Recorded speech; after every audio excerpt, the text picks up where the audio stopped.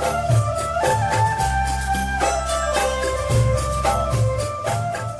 को आज कहां यूट्यूब चैनल की ओर से आप सभी का बहुत बहुत स्वागत है। प्रिय बंधु, दीपावली के पंच महापर्व की श्रृंखला का प्रथम और द्वितीय भाग धनतेरस और नरक चतुर्दशी या छोटी दिवाली को समर्पित था।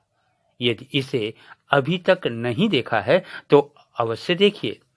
इसी श्रृंखला का अंतिम और तीसरा चरण दीपावली, गोधन या गोवर्धन पूजा और भैया दूज के महात्म्य सहित कुछ अचूक टोटकों एवं उपायों को साथ लेकर एक बार पुनः पंडित श्री श्याम सुंदर पाठक जी आपके बीच में हैं। ये सारे प्रयोग कभी भी किसी भी समय संपन्न किए जा सकते हैं, किंतु दीपावली के ये 5 दिन अनबूझ मुहूर्त कहे गए हैं। अतः इस कालखंड में की गई साधना की सफलता का प्रतिशत कई गुना बढ़ जाता है। ओम नमो भगवते वासुदेवाय। मंगलम कौशलेन्द्राय महनीय गुणाब्धये चक्रवर्ती तनूजाय सार्वभौमाय मंगलम। ओम महालक्ष्म्यै नमः। ओम विष्णुप्रियायै नमः।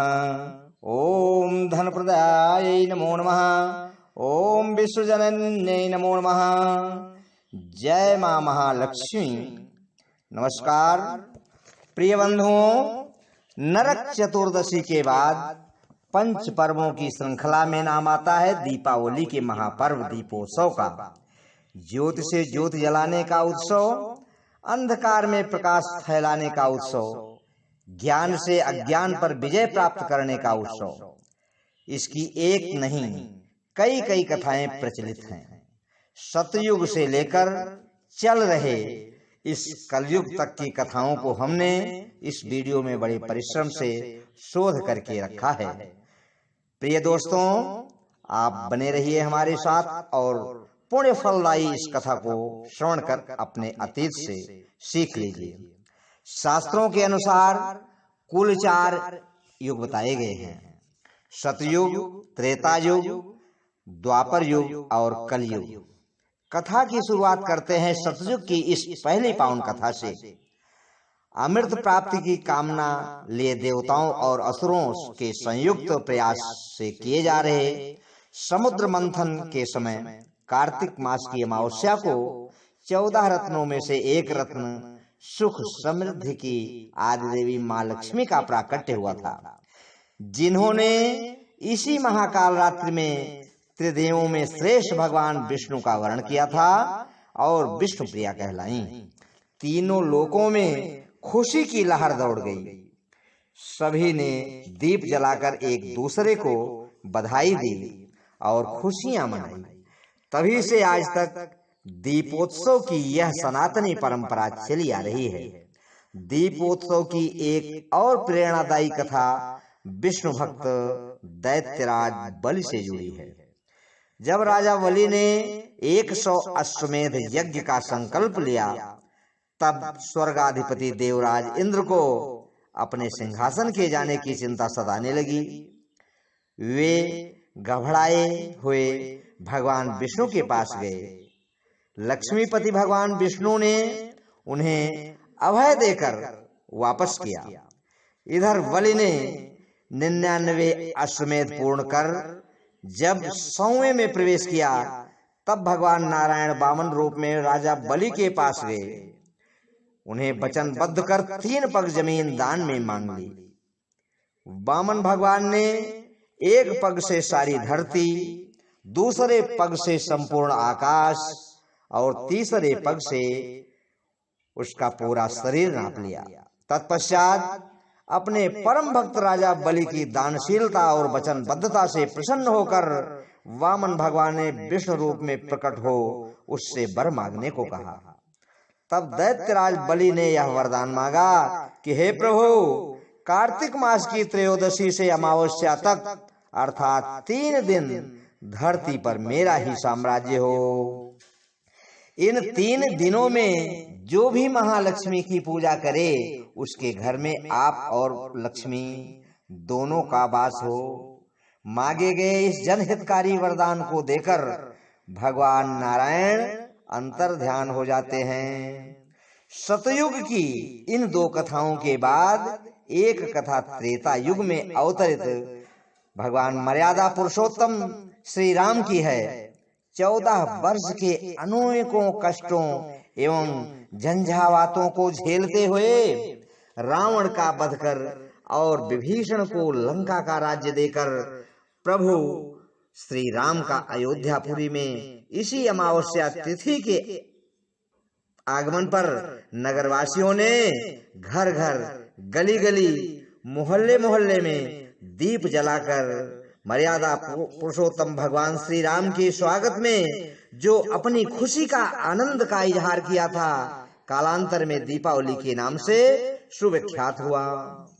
अगली कथा द्वापर युग की पांडवों से जुड़ी है। पांडवों के 13 वर्ष के वनवास और 1 वर्ष के अज्ञातवास पूर्ण कर वापस आने की खुशी में नगर वासियों ने दीप जलाकर उनका स्वागत किया और फिर पूरे विश्व के लिए सुख शांति की कामना की थी। प्रिय बंधुओं, अंतिम 2 कथाएं दीपावली की वर्तमान युग इस कलयुग की है।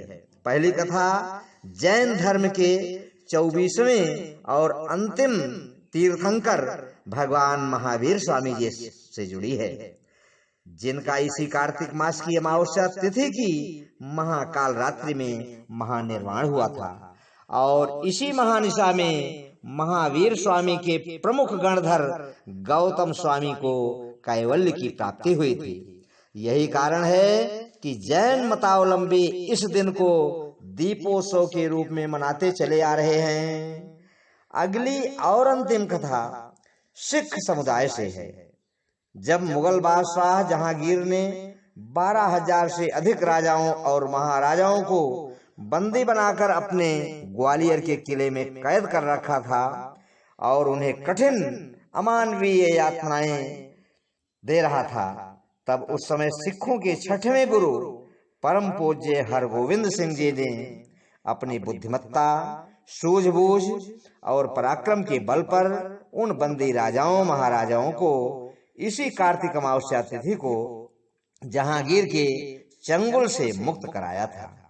तब से आज तक सिखों में भी दीपावली मनाने की यह प्रथा चली आ रही है। पंच पर्व का चौथा दिन कार्तिक शुक्ल पक्ष की प्रतिपदा तिथि है। इस दिन गौधन और गोवर्धन पर्वत की पूजा का विधान है। इसी दिन इंद्र का अहंकार और दंभ टूटा था, जब उसके विनाशकारी प्रकोप से भगवान श्री कृष्ण ने अपनी कनिष्ठा उंगली से गोवर्धन पर्वत उठाकर समस्त गोकुलवासियों के प्राण और मान की रक्षा की थी। अब आइए दीपावली के इन पंच पर्वों की श्रृंखला में बात करते हैं 5वां और अंतिम दिन भैया दूज की। कहते हैं कि इसी दिन यमुना मैया ने यमराज को तिलक लगाकर उनका पूजन किया था। तब से बहनें अपने भाई की लंबी उम्र और स्वास्थ्य लाभ की कामना के निमित्त भाई दूज का यह व्रत रखती हैं और भाइयों के साथ यमुना में स्नान करती हैं। भैया दूज के दिन यह एक प्रयोग अवश्य करके देखना चाहिए। इससे स्वास्थ्य लाभ के साथ साथ धन धान्य की वृद्धि भी होती है और वह प्रयोग इस प्रकार से है। बिना टूटा हुआ चावल बहते हुए पानी या किसी नदी में प्रवाहित माँ लक्ष्मी का स्मरण करते हुए करें। कुछ ही दिनों में इसका असर आपको दिखने लगेगा। प्रिय दोस्तों, पंच पर्व क्या है, हमने इस वीडियो में आपको संक्षेप में पूरी जानकारी दी। अब हम आगे बढ़ेंगे और यह बताने की कोशिश करेंगे कि इन दीपावली के 5 दिनों में क्या करें क्या न करें। ऐसे कौन से सरल, सटीक और अचूक उपाय हैं या टोटके हैं जिसे संपन्न कर जीवन को सरल, सुगम, रसमय और आनंदमय बनाया जा सकता है। वीडियो के अंत तक बने रहिए हमारे साथ। प्रिय दोस्तों, यदि आप पहली बार हमारे इस वीडियो को देख रहे हैं और आप चाहते हैं कि ऐसे ही ज्ञानवर्धक, शिक्षाप्रद, समसामयिक मनोरंजक सामग्री हम आपके बीच में लाते रहें, तो हमारे इस चैनल को सब्सक्राइब करें, वीडियो को लाइक करें, शेयर करें। हमें आपके कमेंट की भी प्रतीक्षा रहेगी। अब हम आगे बढ़ते हैं मूल विषय की ओर। प्रिय बंधुओं, संसार का कोई भी व्यक्ति दुख नहीं चाहता, सभी सुखी और संपन्न होना चाहते हैं। पर यह भी सत्य है कि बिना दुख सहे सुख की कामना नहीं की जा सकती। भला अंधकार किसे पसंद है? सभी तो जाने अनजाने अंधकार से प्रकाश की ओर जाना चाहते हैं। इसके लिए शुभ कर्म की आवश्यकता है।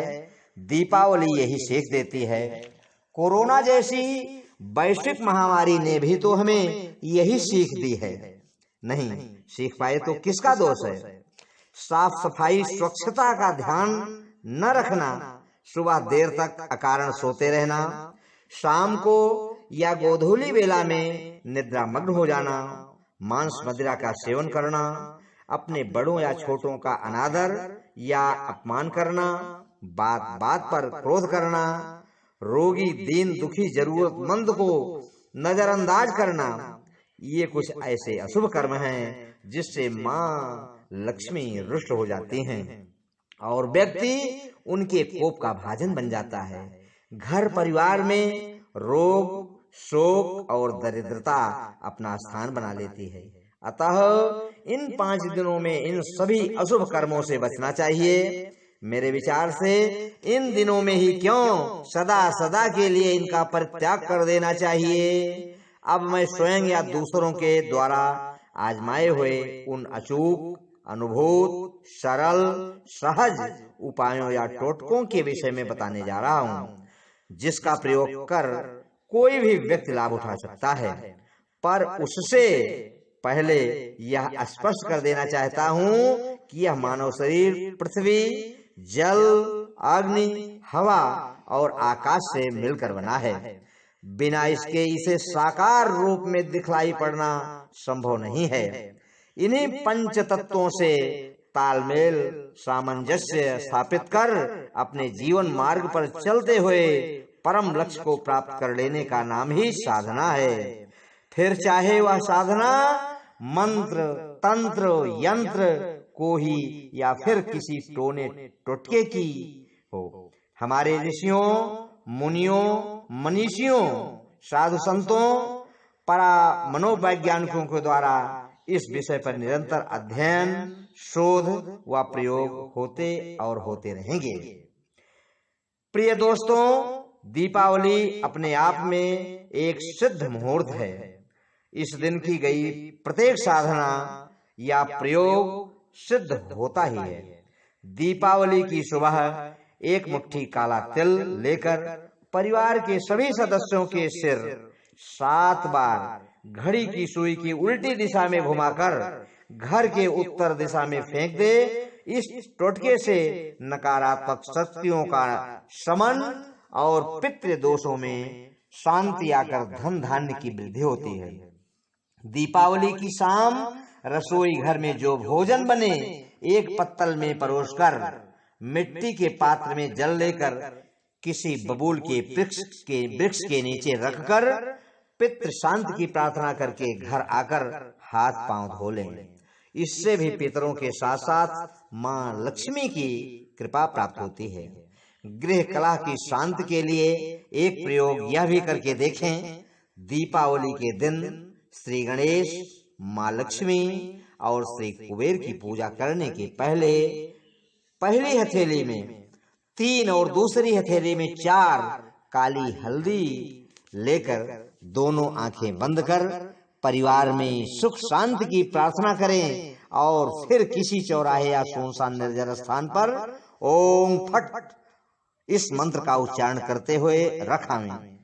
यदि रखे जाते और आते वक्त न तो आप बोलें और न ही आपको कोई टोके, 40 दिन में इसका प्रभाव दिखने लगेगा। अब आइए अगले टोटके की चर्चा करते हैं। यदि कोई भी काम करने में बार बार रुकावटों का सामना करना पड़ रहा हो या परिवार के बच्चों की उन्नति में बाधाएं आ रही हों तो आप इस टोटके को करके अवश्य देखिए। 150 ग्राम पीली सरसों, 4 फूल लौंग, 2 इलायची, 1 बतासा, इन सभी को लेकर खुले हुए मुख्य दरवाजे को 7 बार घुमाकर उतार कर किसी चौराहे पर डालकर घर आकर हाथ पांव धो लें। फिर चौखट पर कपूर का दीपक जला दें। प्रयोगों के इसी क्रम में 8 काली मिर्च और 2 सिक्का काले वस्त्र में बांधकर अपने पास रखें। अवश्य ही 7.5 और अढ़ैया के कुप्रभाव से राहत मिलेगी। अगला प्रयोग लक्ष्मी प्राप्त से है। जहां बड़ी बड़ी साधनाएं और प्रयोग निष्फल हो जाते हैं, वहीं पर यह एक छोटा सा टोटका करके तो देखिए। 5 काली मिर्च के दाने अपने सिर से 7 बार घुमाकर चुपचाप किसी चौराहे पर जाकर पश्चिम की ओर मुंह करके खड़े होकर काली मिर्च के दाने को एक एक करके चारों दिशाओं में फेंक दे। अंतिम बचा हुआ 5वां दाना ऊपर की ओर फेंक कर मन ही मन माँ लक्ष्मी का स्मरण करते हुए घर वापस आकर फ्रेश हो जाएं। कुछ ही दिन में धन प्राप्ति का मार्ग प्रशस्त होता दिखेगा। एक अगला प्रयोग करके देखें, जिसके प्रयोग से नकारात्मक ऊर्जा में शांति आती है, यहाँ तक कि प्रेत बाधा से मुक्ति तक भी मिल सकती है। दीपावली की संध्या काल में 1 बच्च और 1 जायफल परिवार के प्रत्येक सदस्य के सिर के ऊपर से 7 बार उतारकर किसी चौराहे पर रखावें। अवश्य ही लाभ होगा। कोई ऐसा रोग जिसे डॉक्टर के द्वारा जवाब मिल गया हो तो दीपावली की गोधूली में 1 साबुत नींबू लेकर रोगी के सिर से 7 बार उतारकर किसी चौराहे या सुनसान जगह पर रख आने से आश्चर्यजनक परिवर्तन दिखेगा। इसी क्रम को आगे बढ़ाते हुए सर्वजन हिताय, स्तन संबंधी थैलेला रोग से संबंधित एक मंत्र साधना के विषय में बताऊंगा, जिसे दीपावली की कालनिशा में सिद्ध कर मानव हो या पशु किसी का भी उपचार किया जा सकता है। यह एक सावर मंत्र है और सावर मंत्र गुरु गोरखनाथ की एक अनूठी खोज रही है। अन्य मंत्रों की अपेक्षा ये अत्यंत तीक्ष्ण, शीघ्र, प्रभावी होते हैं। मुझे एक मंत्र एक वयोवृद्ध यादव जी से प्राप्त हुआ था, जो अब इस दुनिया में नहीं है। मुझे पहले तो खूब हंसी आई, पर जब मैंने इस मंत्र को सिद्ध किया और पड़ोस में स्तन दर्द से पीड़ित एक महिला पर इसका प्रयोग किया तो मेरे आश्चर्य का ठिकाना न था। जो औषध न कर सकी थी, वह काम मेरी मंत्र शक्ति ने कर दिखाया था। दीपावली की रात कड़वा तेल का एक मिट्टी का दीपक जला लें। उसके सामने पालथी मारकर पूरब की ओर मुंह करके बैठ जाएं। उससे पहले मिट्टी या कंकड़ के छोटे छोटे 21 टुकड़े लाकर रखने होंगे। 21 बार मंत्र का उच्चारण करना है। प्रत्येक मंत्र की समाप्ति पर मिट्टी या कंकड़ का टुकड़ा दीपक की ओर फेंकना है। मंत्र इस प्रकार से है: राम के गदही चरे जमुनवा तीर, न खर खाए न पानी पिए, मरे पीर पीर। पश्चात अपनी गुरु सत्ता या इष्ट देवता से मंत्र सिद्धि की प्रार्थना करते हुए साधना समाप्त करनी चाहिए। आवश्यकता पड़ने पर रोगी के पास जाने की आवश्यकता नहीं होगी। मिट्टी या कंकड़ के 21 टुकड़ों को प्रत्येक मंत्र पढ़ने के बाद रोगी को लक्ष्य मानकर 21 बार फेंकने से झाड़ फूक हो जाती है। दीपावली के दिन इमली के पेड़ की छोटी टहनी धन के रखने वाले स्थान पर रखनी चाहिए। धन वृद्धि का यह सबसे उत्तम टोटका माना जाता है। काली हल्दी को सिंदूर और धूप दीप से पूजन करने के बाद 2 चांदी के सिक्के के साथ लाल कपड़े में लपेटकर धन स्थान पर रखने से ऐसा कहा जाता है कभी भी धन की कमी नहीं होने पाती। प्रिय बंधुओं, इसी प्रसंग को आगे बढ़ाते हुए यह स्पष्ट करना है कि विष्णु प्रिया माँ लक्ष्मी का वास आंवले में, गौ या उसके गोबर में, कमल में, शंख में तथा सफेद या पीले वस्त्रों में होता है। अतः अपनी दिनचर्या में अधिक से अधिक इनको स्थान देना चाहिए। आंवले का फल गले में रखने या घर में रखने से तथा पूजन के बाद शंख और घंटी बजाने से माँ लक्ष्मी की विशेष कृपा प्राप्त होती है। दीपावली के दिन श्री राम भक्त हनुमान जी को लाल पताका भेंट करने से ग्रह दोष की समाप्ति के साथ घर परिवार की उन्नति, लक्ष्मी प्राप्ति और ख्याति बढ़ती है। प्रिय दोस्तों, वैसे तो दीपावली पर प्रत्येक प्रकार की साधना चाहे जिस विषय या क्षेत्र से संबंधित हो संपन्न कर जगाई या सिद्ध की जा सकती है, पर लक्ष्मी साधना विशेष फलदायी होती है। अंत में चलते चलते एक विशेष लक्ष्मी साधना बताकर अपनी बात को समाप्त करूंगा। दीपावली की संध्या काल नहा धोकर साफ स्वच्छ वस्त्र धारण कर मिट्टी का एक दीपक ले लें, उसमें लाल रंग की बत्ती बना सरसों का तेल डाल पीपल के वृक्ष के पास जाएं, दीप प्रज्वलित करें, फिर भगवान वासुदेव और माँ लक्ष्मी का ध्यान लगाते हुए इस मंत्र का कम से कम 21 बार शुद्ध शुद्ध उच्चारण करते हुए जप करें। मंत्र इस प्रकार से है: ओम महालक्ष्म्यै नमः, ओम विष्णुप्रियायै नमः, ओम धनप्रदायै नमो नमः, ओम विश्वजनन्यै नमो नमः। निश्चय ही इस प्रयोग से घर में लक्ष्मी का वास, सुख समृद्धि की वृद्धि के साथ साथ पितृदोष का भी नाश होगा। आशा है कि आपको हमारा यह प्रयोग अवश्य पसंद आया होगा। इससे लाभ उठाएंगे और जन कल्याणार्थ शेयर भी करेंगे। माँ लक्ष्मी की कृपा दृष्टि आप और आपके पूरे परिवार पर ऐसे ही सदा बनी रहे। इन्हीं मंगल कामनाओं सहित आपसे विदा लेता हूँ। जय माँ महालक्ष्मी।